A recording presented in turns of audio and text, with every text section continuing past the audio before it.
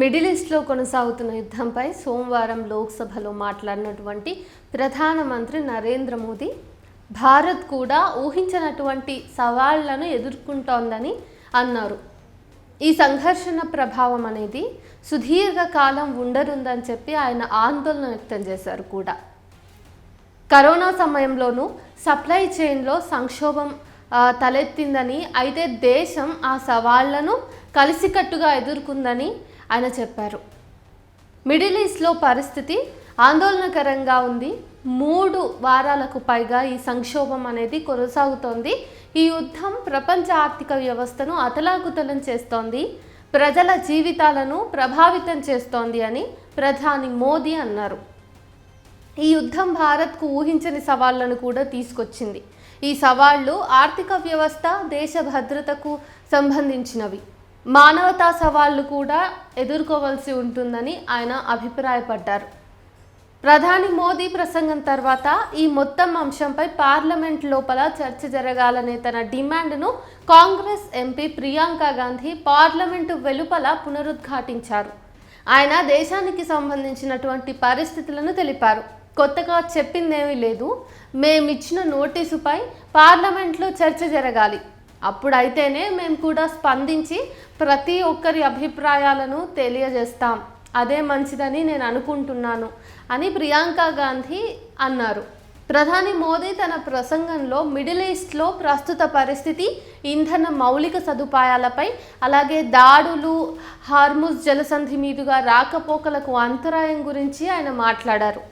అలాగే దేశంలో petrol, diesel, gas, ఎరువుల నిల్వలు సరఫరా గురించినటువంటి సమాచారాన్ని కూడా ఆయన అందించారు.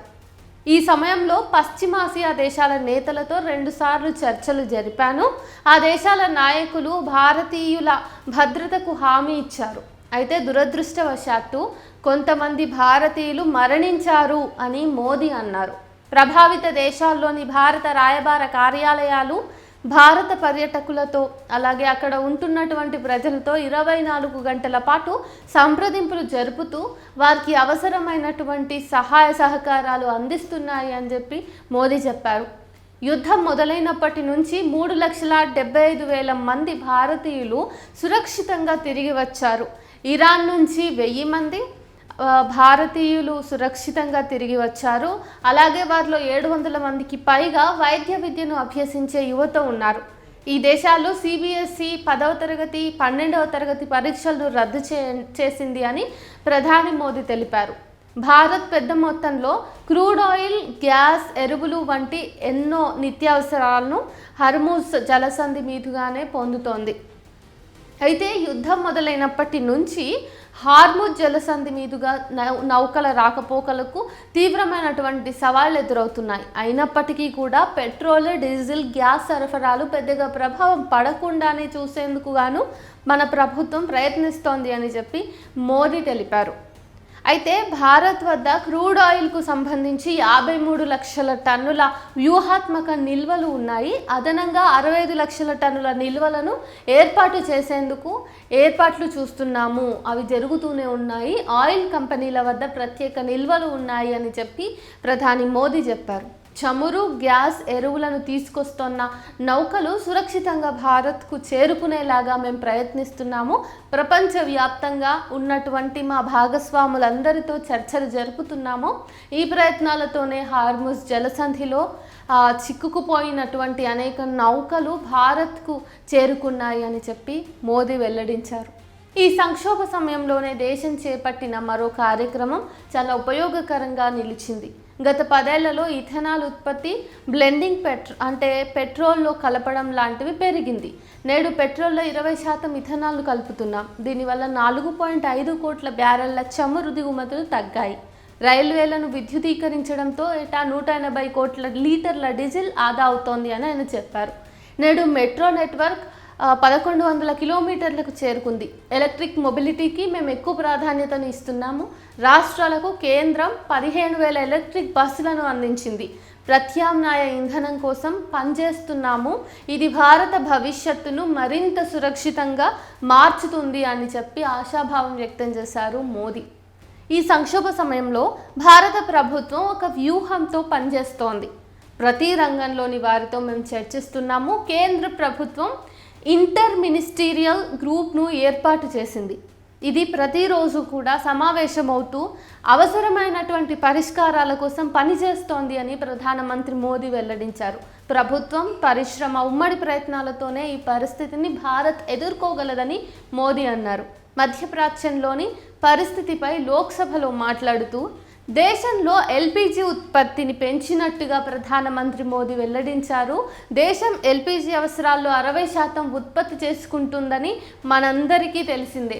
దేశంలో ఈ ఉత్పత్తిని మరింతగా ప్రోత్సహించామని ఆయన అన్నారు. పెట్రోల్, డీజిల్ సరఫరా ఎలాంటి ఆటంకాలు లేకుండా సాగేలాగా పనులు జరుగుతూ ఉన్నాయి అని చెప్పి మోదీ తన మాటల్లో చెప్పారు. దేశీయ ఎల్పిజి వినియోగదారుల అవసరాలకు ప్రాధాన్యం ఇవ్వనున్నట్టుగా కూడా ప్రధాని మోదీ తెలియజేశారు. అయితే మొదటి నుంచి ఈ సంఘర్షణ విషయంలో మేము శాంతిని కోరుతున్నాం, ఉద్రిక్తతలను తగ్గించి ఈ సంక్షోభానికి ముగింపు పలకాలని కోరాం. ఇంధనం రవాణా, పౌరుల లక్ష్యంగా దాడులు జరగకూడదని కూడా మేము చెప్పాము. వాణిజ్య నౌకలపై దాడులు, హార్ముజ్ జలసంధిని దిగ్బంధించడం ఆమోదయోగ్యం కాదు అని కూడా మోదీ అన్నారు. అయితే ఈ సమస్యకు చర్చలు, దౌత్యం మాత్రమే ఏకైక పరిష్కారం. మేము చేసే ప్రతి ప్రయత్నం కూడా ఉద్రిక్తతలను తగ్గించి సంక్షోభానికి ముగింపు పలకాలనే ఉద్దేశంతోనే చేపడుతున్నాం అని కూడా మోదీ చెప్పారు.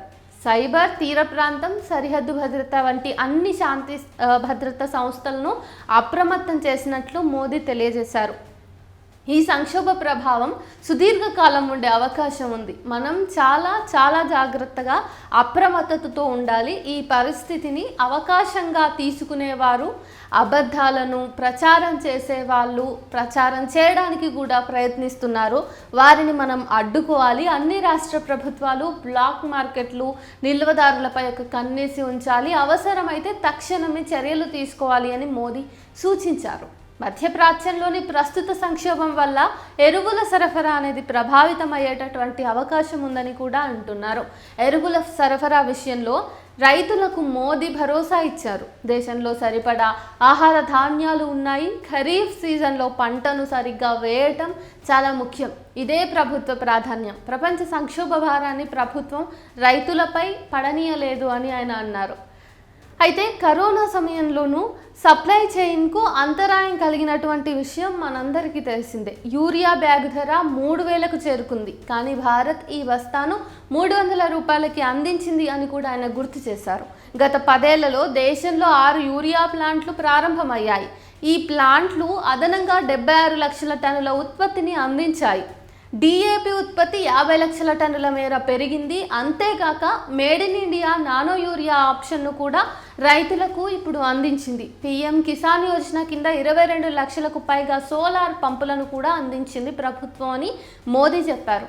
అయితే దేశంలోని రైతులందరికీ నేను భరోసా ఇస్తున్నాను, అవసరమైన సాయం అంతా కేంద్ర ప్రభుత్వం కల్పిస్తూనే ఉంటుంది అని కూడా ఆయన చివరిగా చెప్పుకొచ్చారు. అయితే ఇదంతా విన్న తర్వాత మోదీ ప్రసంగానికి వాస్తవ రూపాలకి ఏమైనా తేడాగా మీరు గమనించినటువంటి అంశాలుంటే కామెంట్ సెక్షన్లో పేర్కొనండి.